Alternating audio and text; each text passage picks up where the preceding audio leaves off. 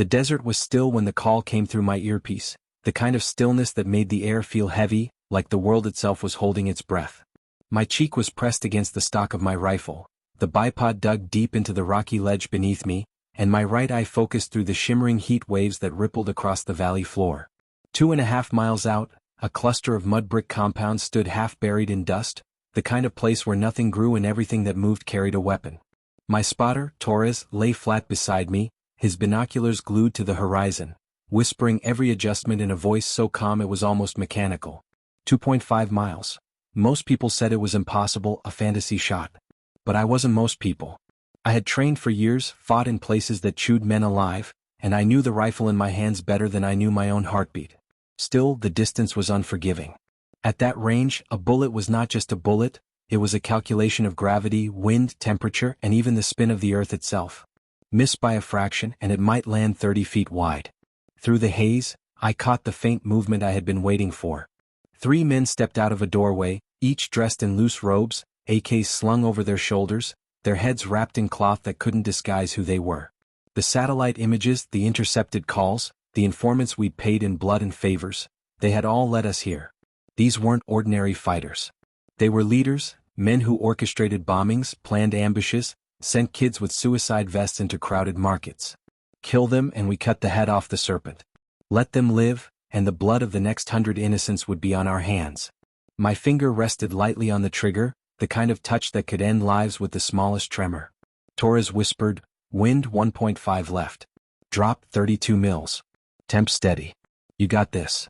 I exhaled slowly, letting my lungs empty until my chest felt hollow. The scope's reticle floated over the first target's chest, dancing ever so slightly as my heart pumped in my ears. 2.5 miles. At that distance, the bullet would be in the air for nearly 5 seconds. Long enough for a man to take a step, bend down, or scratch his beard and ruin everything. But there are moments in a sniper's life where the world narrows into a tunnel, and all the chaos falls away until there is only you, the target, and the silence between. This was one of those moments. I squeezed. The rifle kicked against my shoulder, the sound swallowed by the suppressor but still carrying enough power to rattle through my bones. The bullet streaked across the valley, invisible, a ghost racing faster than sound. For a heartbeat, nothing. Then the first man collapsed as if his strings had been cut, dropping face first into the dirt without even a scream. The other 2 froze, their heads snapping toward him, confusion flashing across their faces as they scrambled for cover. But they didn't know. They couldn't know. By the time their brains registered what had happened, the second round was already on its way. I shifted the reticle, compensated for the change in wind, and fired again. The bullet seemed to take an eternity to arrive, but when it did, the second leader folded backward, his body arching unnaturally before it slammed into the wall behind him. Dust exploded into the air, and the last man broke into a run, darting toward the corner of the compound, desperation pumping through his legs. He thought distance and panic could save him. He didn't understand that nothing on this earth runs faster than a bullet. My finger steadied, my breathing slowed, and I led him just a fraction, accounting for the time the round would take to cover the impossible space between us. The third shot cracked. I followed its path in silence, not through sight but through instinct, through the years of training that had honed me into something more machine than man. The runner stumbled mid-stride, his legs tangling, his arms flailing as he pitched forward into the dust. 3 men, 3 shots, all down in less than 15 seconds. Torres muttered, "Holy shit," but his voice was still calm, still professional, like we had just checked off another item on a grocery list. For a moment, I just lay there, the stock pressed against my cheek, my eyes still staring through the scope at the lifeless bodies sprawled across the compound yard. The silence after the shots was deafening. No shouts, no return fire, no panicked scattering of fighters who had seen their leaders cut down from nowhere. Just silence and the distant whisper of desert wind. We had pulled off what everyone else said couldn't be done, turned an impossible distance into a graveyard. My chest felt tight, not from nerves but from the weight of what it meant. We hadn't just taken out 3 men. We had rewritten the battlefield, shown them that there was no corner of this earth they could stand on and feel safe. Torres finally lowered his binoculars and gave me a look, half awe, half disbelief. 2.5 miles, man. They're gonna tell stories about this. Maybe they would. Maybe some general back home would brag about the mission in a closed briefing, or maybe it would stay buried under classified files, a ghost of an operation that officially never happened. Either way, I knew what I had done, and so did the men lying dead in the dust. I eased back from the rifle, muscles stiff from hours of lying prone, and the adrenaline began to ebb, leaving only the ache of exhaustion and the faint tremor of hands that had just written history with steel and powder. The exfil order came minutes later, crisp and professional over comms, but my mind was still stuck in the silence between each shot. I had lived entire lifetimes in those seconds, lifetimes where the weight of failure pressed down heavier than any rock on this godforsaken ridge. But I hadn't failed. Not today. Today 2.5 miles wasn't impossible. Today it was proof. Proof of what I was, proof of what we could do when the world needed shadows to fight its wars. And as I packed up my rifle, folding it back into its case with the reverence of a priest closing a holy book, I knew this was only the beginning. Because men like the ones I had just killed didn't stand alone. There were more waiting, more serpents with more heads, and the war we fought had no finish line. The helicopter blades cut through the night as we lifted off from the barren plateau, our gear rattling against the floor of the Black Hawk, and the smell of burnt oil mixing with desert dust that clung to our uniforms. The extraction had been clean, too clean if I was honest. We had just eliminated 3 of the most wanted insurgent leaders in the region, and yet there had been no pursuit, no return fire, not even a panicked response from their fighters. That silence gnawed at me as the chopper's lights turned the interior into a strobing blur of shadow and steel. Torres sat across from me, still wide-eyed from what we had pulled off, his hands moving as he replayed the shots in the air like he couldn't believe them himself. The rest of the team kept quiet, the kind of silence that soldiers use when they've seen something beyond their own understanding. 2.5 miles, that number hung in the air like smoke. They all knew what it meant, and so did I. When we touched down at the forward operating base, the command staff was already waiting. A colonel, flanked by intelligence officers, pulled us straight into the briefing room. The air smelled like stale coffee and sweat, and maps covered the walls, pins marking out regions crawling with insurgent cells. The colonel's eyes fixed on me, sharp but unreadable, before sliding toward Torres. "Clean shots?" he asked, his voice clipped. Torres answered first, his tone steady. 3 leaders confirmed down. No collateral. No misses. The colonel leaned back, exhaled slowly, and then gave me a look I had seen only a handful of times before. It wasn't pride, and it wasn't relief. It was calculation, the way a man looks at a weapon that had just proved itself sharper than expected. The intel officers began talking numbers, shifting targets, power vacuums, retaliation risks. Their words rolled across the room in waves, but I stayed quiet, my mind replaying the moment when the 3rd man had fallen mid-stride, like a puppet with its strings cut. Every time I pulled a trigger, I carried those images with me. No matter how justified the kill, no matter how many lives it saved, the ghosts always followed. This time, though, the ghosts weren't alone. The shot had already begun spreading beyond this room. I could feel it in the way the colonel studied me, in the way the staff exchanged glances. Word of what had happened was moving up the chain, and once it reached the top, there would be no going back. 2 hours later, Torres and I were called into a secure tent at the edge of the base. Inside, the glow of a laptop cast long shadows, and a general's face stared back at us from the screen. His voice was low but firm. "Your actions tonight will change the theater. 3 confirmed kills at that distance. Our enemies won't just see this as a loss. They'll see it as a message. They will come for you. And if they can't find you, they'll come for anyone they think is close to you. Families, allies, civilians. You need to understand what you've unleashed." His words were not a warning, they were a verdict. When the feed cut out, Torres muttered under his breath, "Guess we're famous now." I didn't smile. Fame wasn't what you wanted out here. Fame painted a target on your back so bright even the blind could see it. I cleaned my rifle that night in silence, every motion precise, the weight of steel in my hands grounding me while the storm gathered outside. My weapon was more than metal, it was the line between order and chaos, between life and the collapse of everything we fought to hold together. But as I tightened the last bolt, I couldn't shake the unease that clung to me. Something about the way the compound had stayed silent, the way those fighters hadn't reacted, it didn't sit right. They hadn't been surprised. They had been waiting for something else. The next morning confirmed my suspicion. An intelligence report landed on the table during breakfast, the paper still warm from the printer. It wasn't just about the kills. The insurgents had broadcast a message across encrypted channels within hours of the strike. The message was simple, chilling in its clarity. The long arm of the West may reach far, but the desert swallows all arms in the end. It wasn't the usual rhetoric. It was specific. It meant they knew. Somehow, they knew about me, about Torres, about the impossible shot that had turned their leaders into corpses. That kind of information didn't leak unless someone wanted it to. which meant we weren't dealing with just insurgents anymore. Someone bigger was pulling strings. Orders came down within the hour. We were to move to a classified location, deeper in the mountains away from the main FOB. Officially it was for our safety. Unofficially, I suspected they wanted us out of sight until the political storm settled. Torres grumbled as we loaded our gear into an armored convoy, but I stayed silent, watching the horizon as dust devils spun across the barren land.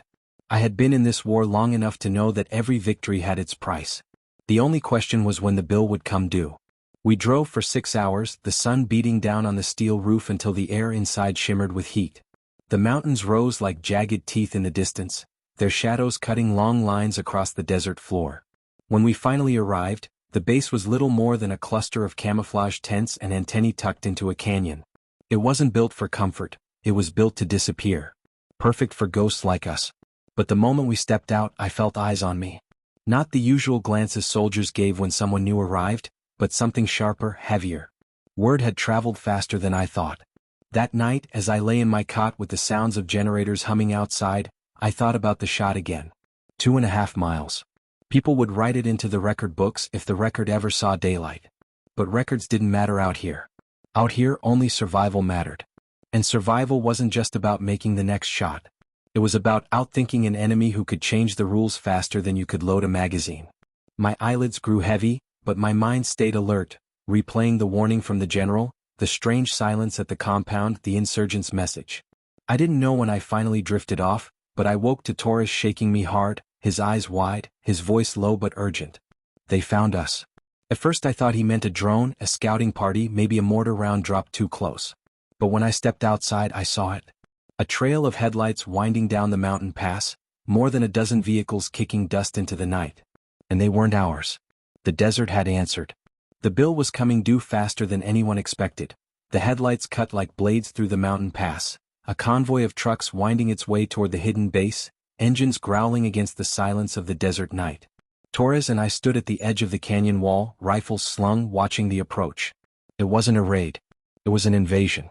Too many vehicles, too coordinated, too confident. Whoever was leading them knew exactly where to find us, and that realization hit harder than any bullet ever could. Someone had fed them our location. The mountain shadows pressed down on us, heavy and suffocating as the convoy drew closer. My heart slowed, my breathing steadying, the old rhythm settling in. This was no longer about the record shot, no longer about the leaders we had killed. This was about survival. Alarms ripped through the camp. Soldiers scrambled from their tents, weapons clattering in the dark as the base came alive with shouts and orders. Spotlights swept the canyon, beams cutting through dust, illuminating the twisting road where the trucks barreled forward. The base commander's voice barked over comms, tight with urgency, "All stations prepare to engage. This is not a drill." Torres and I sprinted back toward our gear, boots crunching on gravel, adrenaline burning through exhaustion. My rifle case was already open when we reached our tent. I pulled the weapon free, every piece sliding together with the familiarity of muscle memory, the sound of metal locking into place steadier than any reassurance. The first RPG streaked across the night sky, a tail of fire carving an arc before slamming into the canyon wall just short of the perimeter. Rock and dirt exploded into the air, raining down on the outer defenses. The fight had begun. Machine guns opened up from the guard towers, red tracers stitching the dark as they raked across the lead vehicles. One truck swerved, tires shredded. Flames bursting from the hood as it flipped sideways and blocked part of the road. The others didn't stop. They surged forward, headlights blinding, gunners in the back unleashing streams of fire at the towers. Bullets tore through canvas, splintered wood, clanged against steel. The air filled with the metallic scream of war, the sharp scent of cordite and burning oil rolling through the canyon. Torres and I climbed the ridge overlooking the camp, finding a position with a clear view of the pass. I dropped prone, set the bipod and pressed my cheek against the stock. The reticle danced over the oncoming trucks, my finger brushing the trigger. At this distance, 700-800 yards, shots were clean, almost surgical compared to what we had pulled off 2 nights ago. I led the first gunner by a fraction, squeezed, and watched him crumple backward into the truck bed before his weapon clattered to the road. Another shot, another gunner folded. The trucks pressed on, but every man I dropped slowed them, cut their teeth out one by one. Torres fed me calls between his own bursts of fire, calm even as rounds cracked overhead. Explosions rocked the canyon as mortars thumped from the hills beyond, shells whistling down to detonate inside the base. One blast threw a Humvee into the air, flipping it onto its roof before flames consumed it. Soldiers screamed orders through the chaos, medics dragging the wounded into cover as shrapnel tore holes in tents and vehicles alike. The enemy was coordinated, too coordinated. This wasn't a random strike force, it was a professional assault. I could feel it in the precision of their fire, the way they boxed us in. This was payback for the shot. I shifted targets, found the driver of a truck weaving through the barrage, and put a round through his chest. The vehicle careened sideways, slammed into the canyon wall and erupted in flame. Another behind it swerved too late and plowed into the wreckage, the explosion lighting the entire pass in a violent bloom. The shockwave rattled my teeth, but it bought us seconds, precious, bloody seconds. Torres slapped my shoulder, pointing toward the ridge opposite. Figures moved in the shadows, climbing down with RPGs slung across their backs. If they reached position, they'd rain fire directly onto the heart of the base. On it? I muttered, adjusting the scope. The climb was steep, their silhouettes tiny against the rock, but they moved in single file, predictable. I lined up the first, squeezed, and dropped him before he even knew he was marked. The second froze, panic flaring, but the bullet caught him mid-turn, spinning him off the ledge. A third dove for cover. I held my breath, waited for him to think he was safe enough to peek, then ended him with a single pull. The ridge was clear for now, but more would come. They always did. The radio crackled with the commander's voice. "We need the pass sealed. Now." Torres glanced at me, his expression grim. "You didn't need to say it." The convoy had to be stopped before the sheer numbers overwhelmed us. I scanned the line of trucks still pushing forward, headlights stabbing through smoke and fire. Then I saw it, the fuel tanker rolling at the rear, massive and lumbering. If I could take it out, the explosion would choke the road in fire and debris, buying us breathing room. But it was moving, weaving behind cover, and the shot had to be perfect. I steadied my breath, adjusted for distance, and let the world narrow down to the crosshairs hovering just above the tanker's cab. One squeeze. The bullet cracked through the night, the delay stretching into eternity. Then the windshield shattered, the driver slumped, and the tanker veered. It scraped the canyon wall, sparks trailing before the entire vehicle lurched sideways and toppled. The explosion was biblical, a wall of fire erupting upward, the shockwave rolling through the pass like thunder. Trucks behind it slammed to a halt, trapped by the inferno, their gunners screaming as flames swallowed steel. The canyon became a furnace, smoke and fire painting the night in hellish shades. The base erupted in cheers over comms, but I didn't celebrate. This wasn't over.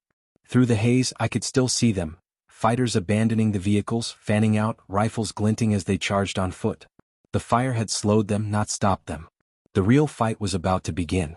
Torres ducked as a round snapped past his head, embedding in the rock behind us. He spat dust, then muttered, "They want you, man. This isn't about the base.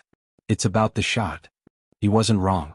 The leaders I'd killed weren't just names on a list, they were symbols, and I had shattered them.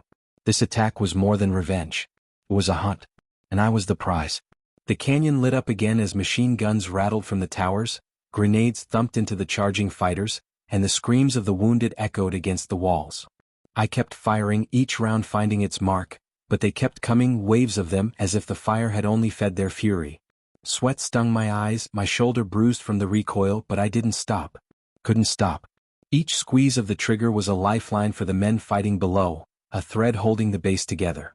When my last magazine clicked empty, Torres shoved another into my hand without a word.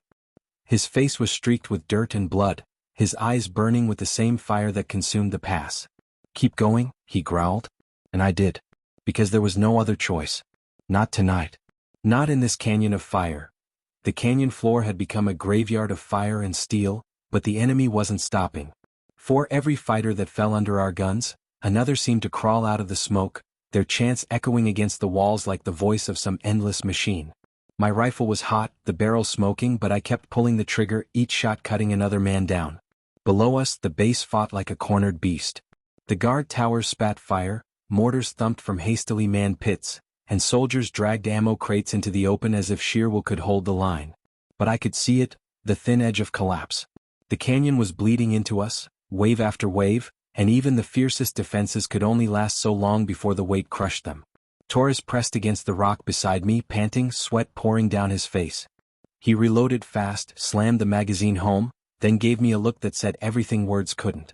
We were buying time, but time wasn't enough. The fire from the destroyed tanker had choked the road, true, but it also lit the entire pass like daylight. The enemy didn't need night vision now. They could see everything and they were using it. A rocket slammed into the nearest tower, the explosion ripping it open like a tin can.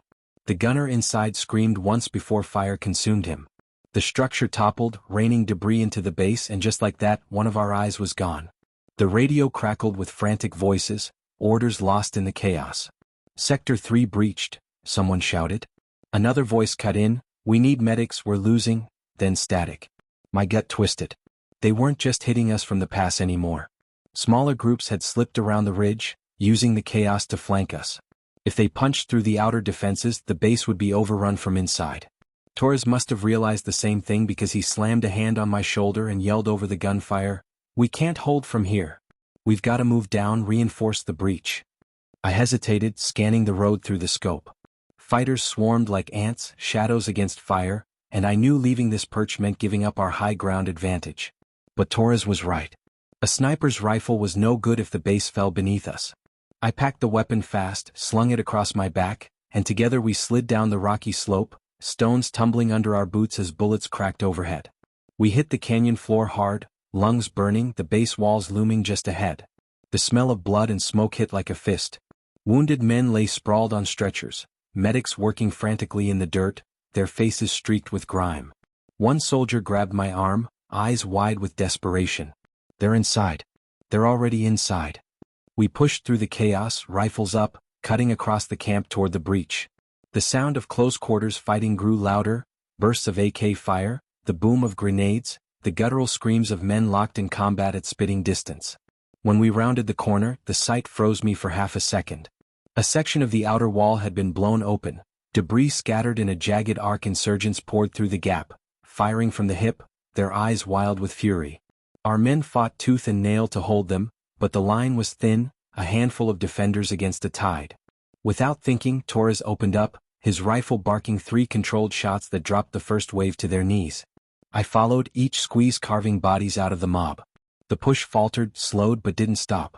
We fell into the line, shoulder to shoulder with the defenders, the fight collapsing into brutal, close-range violence. Muzzle flashes lit faces inches away, the air thick with the stink of powder and sweat. A fighter lunged at me from the breach, knife flashing. Instinct took over.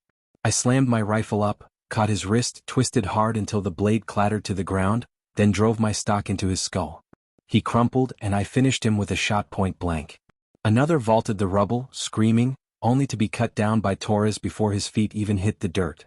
There was no distance now, no calm calculations, only the raw, savage fight to keep them from flooding through. Minutes blurred into a storm of fire and blood. I lost count of how many I killed, how many fell around me. My shoulder ached from recoil, my ears rang from the constant blast of rifles, and my throat burned from dust and smoke. But slowly, painfully, the surge began to break. Bodies piled at the breach, their blood turning the sand into dark mud. The fighters still came, but fewer, their momentum shattered by our stubborn stand. A final RPG screamed overhead, detonating in the camp behind us, but the line held. For now. When the last of them fell, silence clawed its way back into the canyon, broken only by the groans of the wounded and the crackle of fire. My chest heaved, my uniform soaked in sweat and grime, but my rifle was still in my hands, my fingers still curled tight around the trigger. Torres collapsed against the wall, his face pale, a gash bleeding across his forehead. He wiped it with the back of his glove, then gave me a grin that was half crazed, half defiant. "Still breathing," he muttered.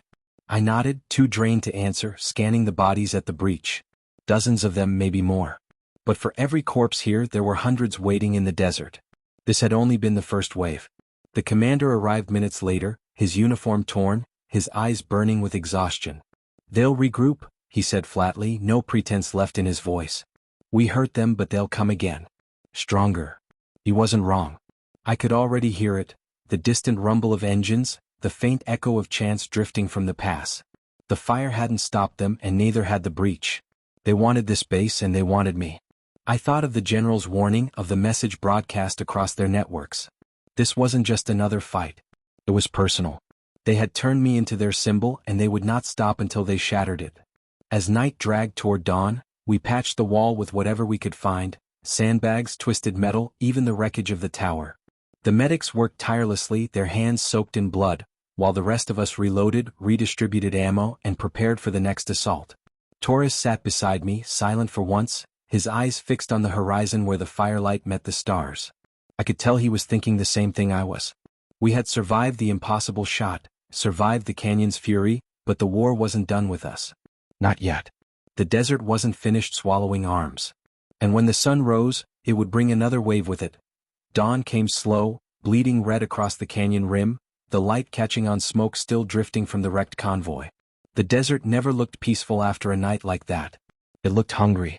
The base was battered, scarred, patched together with sandbags and steel, but still standing. Men slumped against walls, weapons across their laps, their faces pale with exhaustion. Some dozed in short bursts, jolting awake at every distant echo. The wounded groaned from makeshift medical tents, the smell of antiseptic mixing with blood and burnt fuel. I sat on a crate near the breach, my rifle across my knees, watching the horizon through squinted eyes. I didn't need binoculars to know they weren't finished. The desert was too quiet, too patient. Silence in war wasn't peace, it was pressure building until it snapped. Torres stumbled over with a steaming tin cup, handed it to me without a word. The coffee was bitter, black, but it kept the haze out of my head. His forehead was wrapped, the dried blood crusting along the bandage, but he didn't complain. He never did. Scouts say movement in the hills, he muttered, voice low.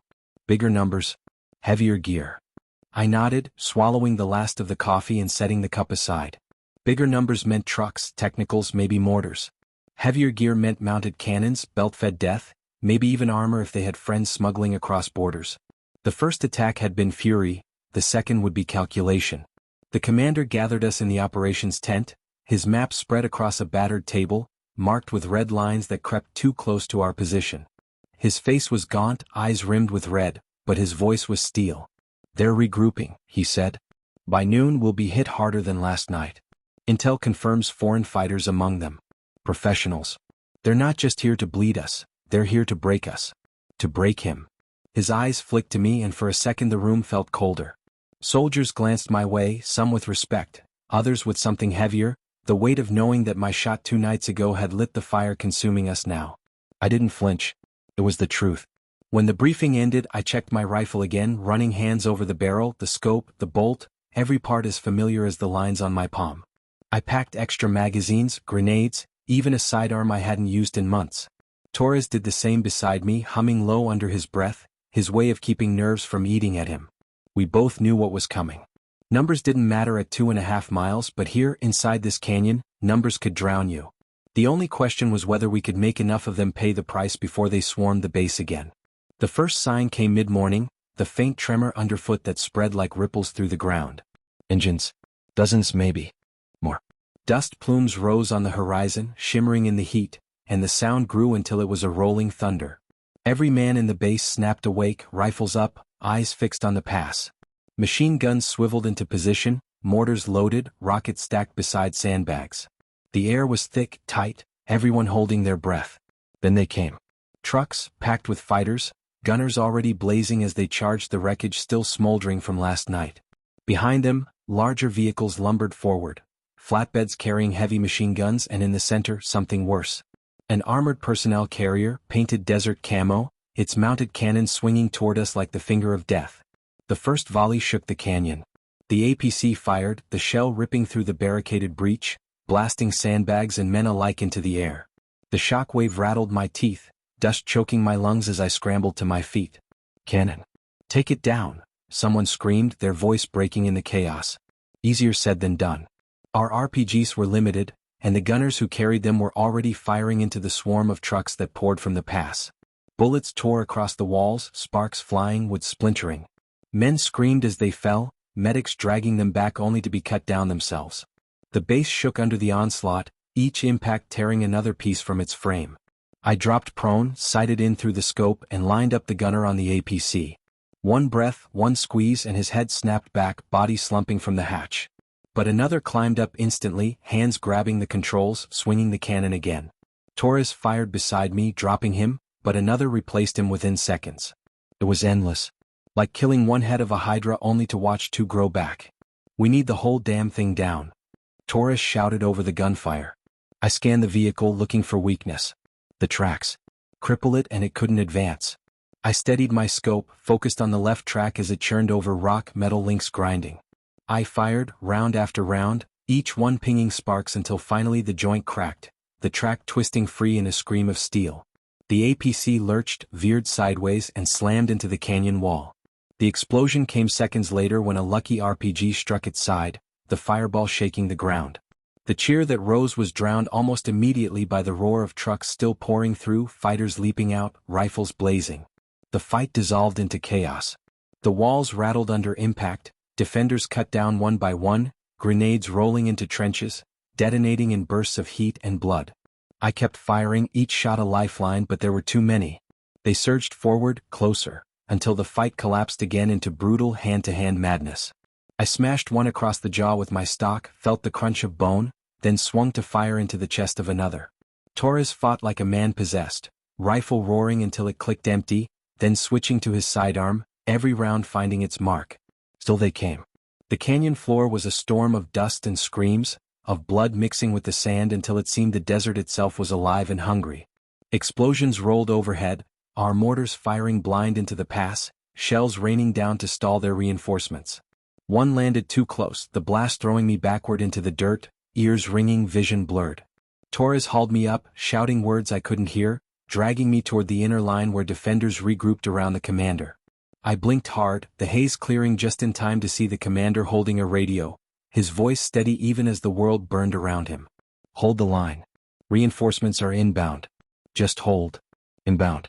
That meant someone had heard us, someone was coming. Air support, maybe another unit, maybe salvation. Or maybe it was just another promise, another lifeline that would snap before it reached us. I didn't know. I only knew that until then we were the line. Me, Torres, the commander, every man still breathing inside this canyon. The desert wanted us buried, and our enemies wanted my name carved into that grave. But not yet. Not while I still had a round left in my rifle, not while Torres still stood beside me. The next wave hit, a wall of bodies and fire, and we braced ourselves once more. The sun climbed higher, the heat burning through armor, the air thick with smoke and death. My finger tightened on the trigger, my heart steady, my mind clear. 2 nights ago, I had proved that 2.5 miles wasn't impossible. Today I would prove something else, that even when the enemy came with numbers, with armor, with fury itself, they would find no surrender here.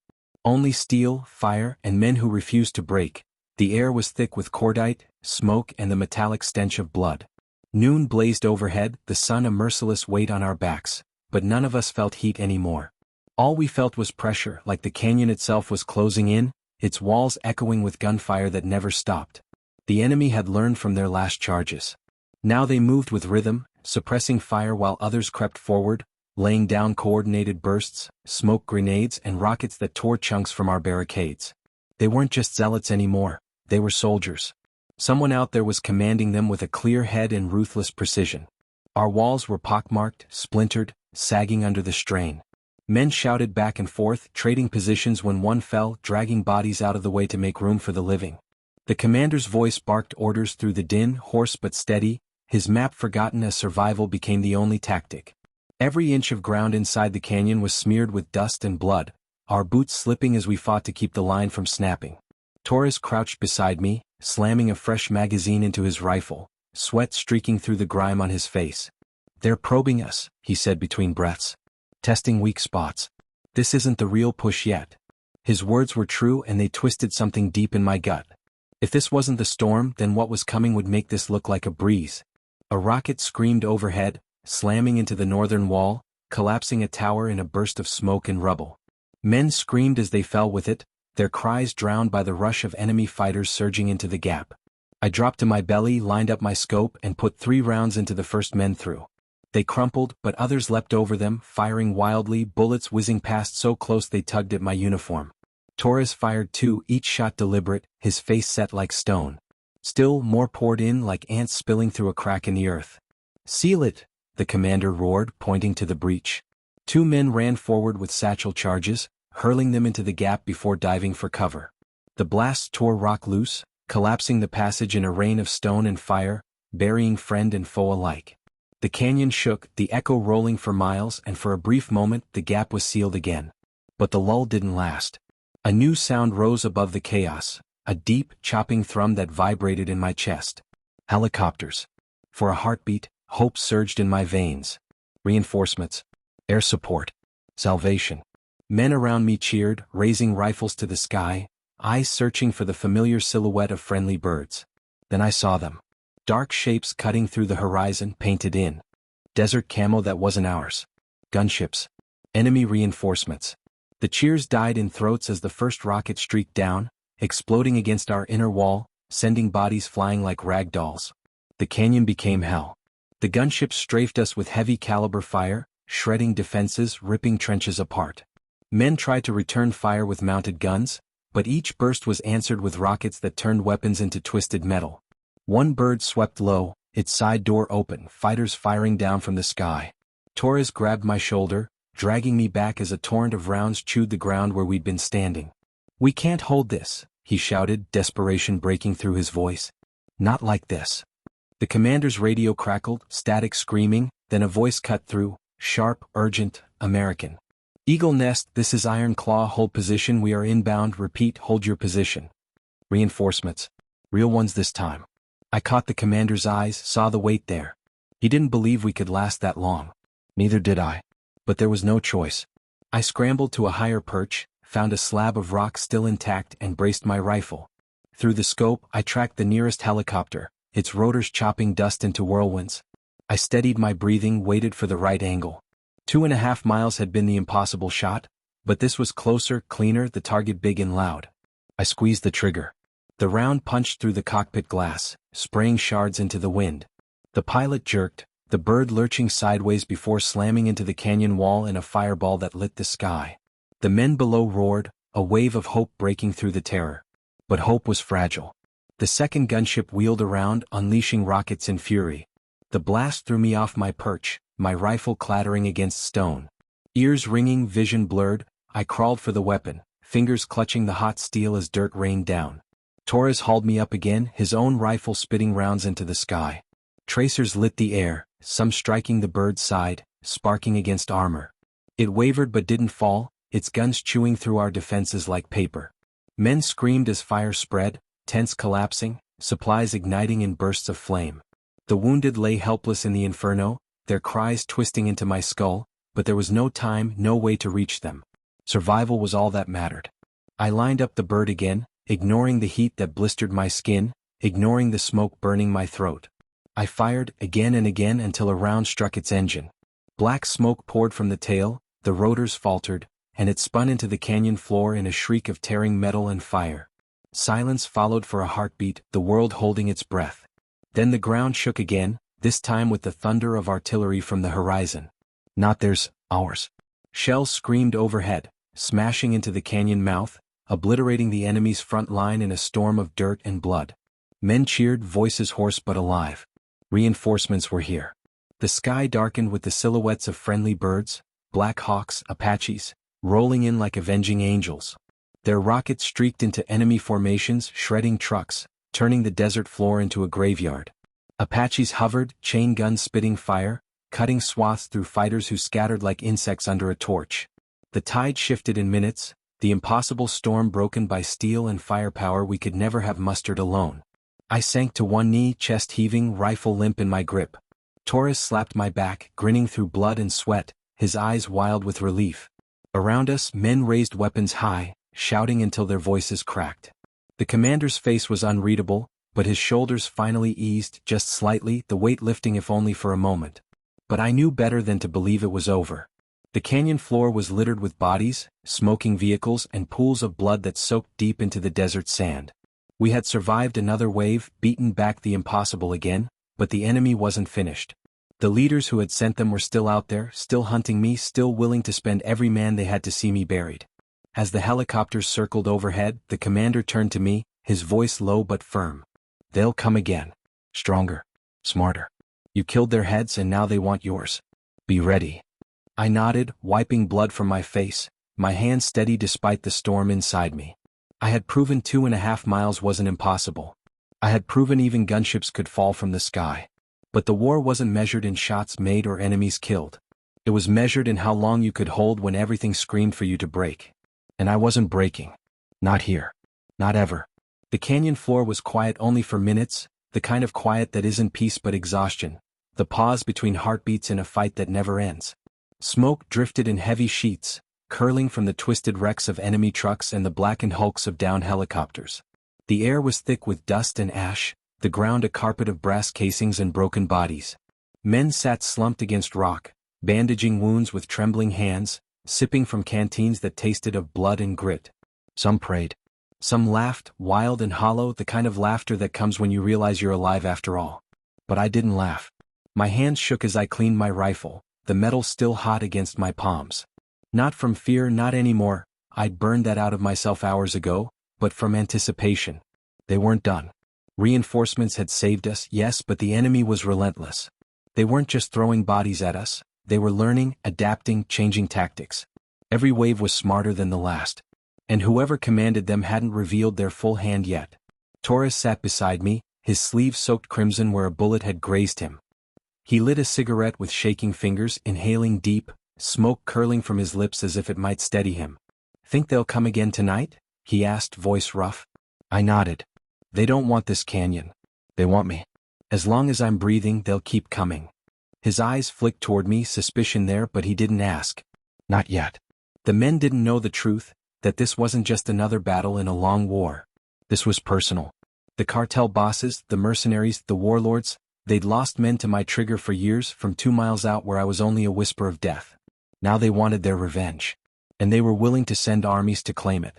The commander moved among the men, his presence heavy but steady, like iron holding brittle glass together. His voice was calm, his words few but sharp. "Rest. Reload. They'll be back before the moon's high. No false promises, no soft comfort. Just truth." And truth was enough. By dusk, the reinforcements had pulled back. The Apaches circled once more, their silhouettes black against a blood-red sky, then turned east toward their base, low on fuel and ammo. We were alone again. The canyon, scarred and burning, became a fortress once more. We rebuilt barricades with rubble, shifted the wounded deeper into the shadows, laid out fresh magazines in neat rows beside our rifles. Every man knew what was coming, and every man carried it in silence. The night rose slow and heavy. The moon bled through the smoke, painting the canyon floor in ghostlight. Crickets were silent. The desert itself held its breath. Then from the distance came the sound, boots crunching sand, low murmurs in a language none of us understood, the faint clatter of metal against stone. They were coming. Not in waves this time. Not screaming and charging. They were coming like predators, patient, deliberate, ready to cut us apart from the inside. Torres spotted movement first, a shadow crawling along the ridge. He tapped my arm, pointed without a word. I lined up my scope, saw the glint of steel, sniper. My finger squeezed, and the shadow folded without a sound. But the shot echoed and the silence shattered. Gunfire erupted from every direction, muzzles flashing along the ridge lines, bullets raining down in deadly arcs. They'd encircled us, dug themselves into high ground while we'd focused on repairing walls. Their tracers stitched fire into the night sky, cutting through our positions like threads tearing fabric. Men scrambled for cover, shouting, returning fire where they could. But every shot we fired gave away our positions, and the enemy snipers picked us off one by one. They boxed us in. Torres yelled, ducking as rounds cracked against the stone behind him. The commander barked orders, his voice steady even as the canyon shook with fire. "Suppress the ridges. Keep them pinned. Do not let them close." His words carried and men obeyed, but it wasn't enough. They weren't just sniping, they were moving, creeping closer under the cover of their own gunfire. I could hear it, the scrape of boots on stone, the whisper of breath carried by the wind. I adjusted my scope, searching for their leader. Someone was directing this, coordinating fire, keeping us trapped. Then I saw him, a tall figure on the northern ridge, calm in the chaos, pointing with a gloved hand, his men responding instantly. My gut told me this wasn't just another mercenary. This was the one they'd sent for me. I steadied, lined up the shot. The distance was brutal, the angle sharp, the wind cutting sideways. But I'd made worse shots before. My breath slowed. My heartbeat quieted. The world shrank to the crosshairs and the man within them. I pulled the trigger. The rifle bucked, the round flew, and for an instant I thought I had him. But he turned as if he'd felt it, the bullet grazing past his shoulder instead of through his chest. He didn't flinch. He just smiled, his teeth flashing in the moonlight, then lifted a rifle of his own and fired back. The round slammed into the rock inches from my head, shards slicing my cheek. He knew me. He was baiting me. This wasn't random anymore. This was a duel. The fight raged below, men screaming, bullets tearing through flesh and stone. Torres fired beside me, shouting curses into the night, his hands steady despite the chaos. The commander crawled to our perch, blood streaking his forehead, his eyes burning. "Can you take him?" he demanded, pointing to the figure on the ridge. "Yes," I said, though doubt coiled in my chest. "But he's good. Too good." "Then make it count," the commander growled before sliding back down into the firefight. The duel stretched on, shot for shot, breath for breath. He was precise, deliberate, forcing me to shift positions with every round, never letting me settle. And worse, his men mirrored his patience, pressing closer inch by inch, their movements silent and deadly. For every one I dropped, two more crept into range. Then Torres cried out, clutching his leg, blood gushing between his fingers. I dragged him back, my rifle slipping from my grasp as I tore at my belt for a tourniquet. "Stay with me, damn it!" I shouted, tying the cloth tight, his teeth gritted against the pain. But the distraction cost me. A round ripped past, grazing my shoulder, burning through flesh like fire. I fell against the stone, vision swimming, the enemy's laughter echoing across the ridge. He'd marked me. He knew where I was. The men below fought like wolves, holding ground against impossible odds, but the ridges gave the enemy too much advantage. If I didn't end the duel, they'd overrun us before dawn. I picked up the rifle again, ignoring the blood dripping from my arm, ignoring Torres's groans. I found the figure on the ridge, still smiling, still taunting me with every shot.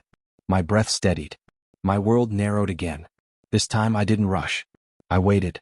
Waited for the wind to shift, for the moonlight to slide across his rifle barrel. Then I squeezed. The shot cracked through the night and the figure staggered. He stumbled back, clutching his side, but he didn't fall. Not yet. His men shouted, rushing to him, laying down fire that lit the ridge like lightning. But I'd hurt him. I'd broken the mask of invincibility he wore.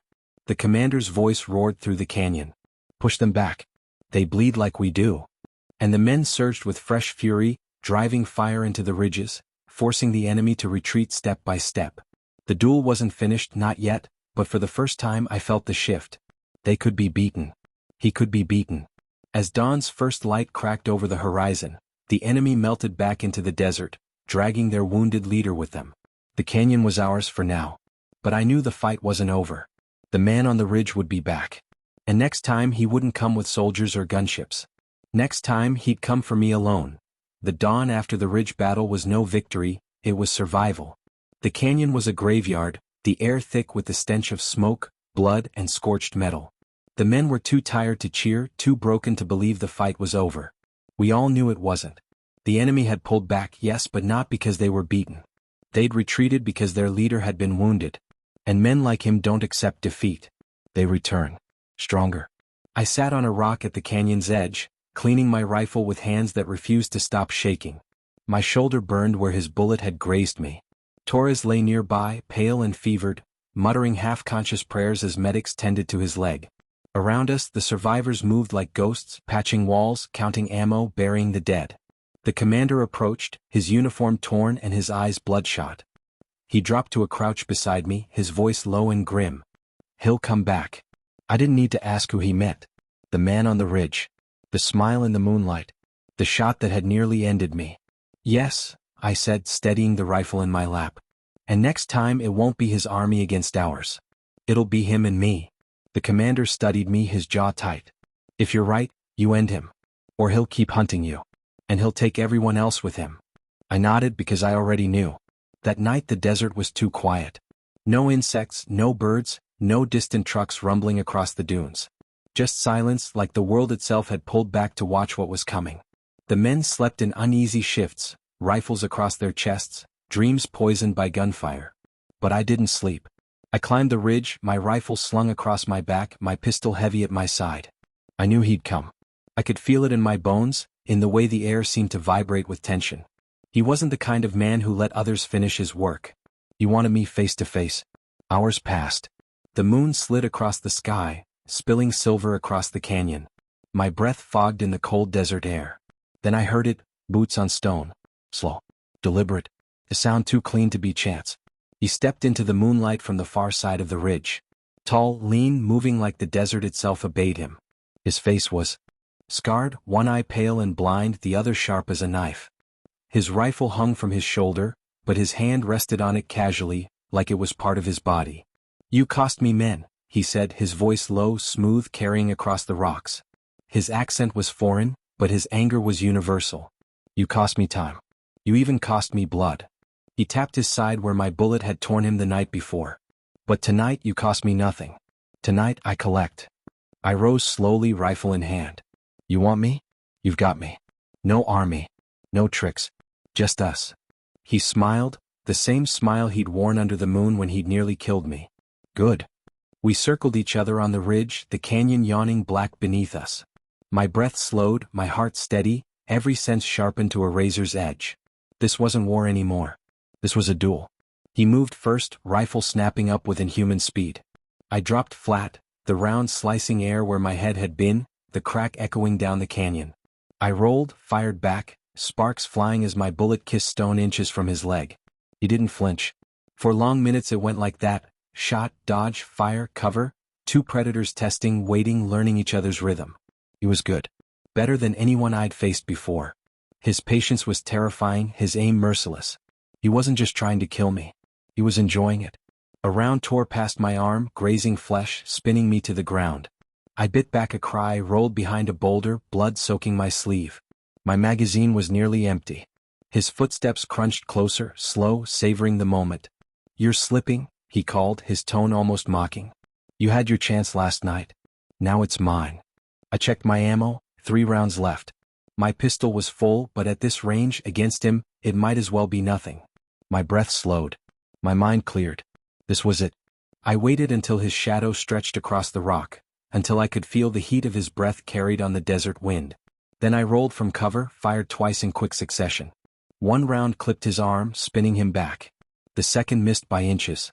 He roared, not in pain but in fury, raising his rifle to finish it. Click.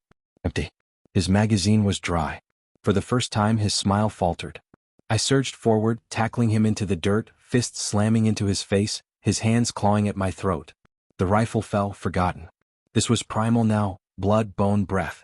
He was stronger, heavier, but rage drove me, years of ghosts at my back, every kill I'd made whispering that this was the one that mattered.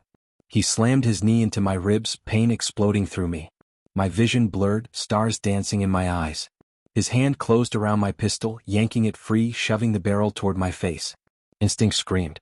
I grabbed the slide, forced it sideways as it fired, the bullet scorching past my ear. My other hand scrabbled for anything, stone, dirt, weapon. My fingers closed on the knife at my belt. I ripped it free, drove it upward with every ounce of strength left in me. The blade sank into his side. He gasped, eyes wide, the pistol slipping from his grip. His strength faltered, his body convulsed. I shoved harder, twisting the steel, his breath hot against my face. "This is for every man you killed," I hissed, my voice ragged. "And for every one you won't." His mouth opened, maybe for words, maybe for curses, but only blood came. His body went slack. His single good eye dimmed, the life leaving it like smoke and wind. I shoved him off me, chest heaving, blood soaking my hands. The knife clattered from my grip. For long minutes I just lay there, staring at the moon above, every nerve screaming, every bone shaking. Then slowly I stood. The canyon below was still. The men were awake now, staring up at the ridge where the duel had echoed. I raised my rifle, not in victory but in finality. It was done. The commander's voice carried up, low but firm. "It's over." And for the first time in what felt like forever, I believed it. When dawn finally broke, the desert was quiet again. The smoke had thinned, the fires had died, and the enemy was gone. Only the dead remained to mark what had happened here. Torres was alive barely. The men were battered, broken but breathing. And me, I was something else now. The sniper who had haunted war for years was still standing, yes, but changed. The canyon had taken something from me, and in return, it had given me something too. Not peace. Not victory. Just survival. But sometimes survival is enough. The end.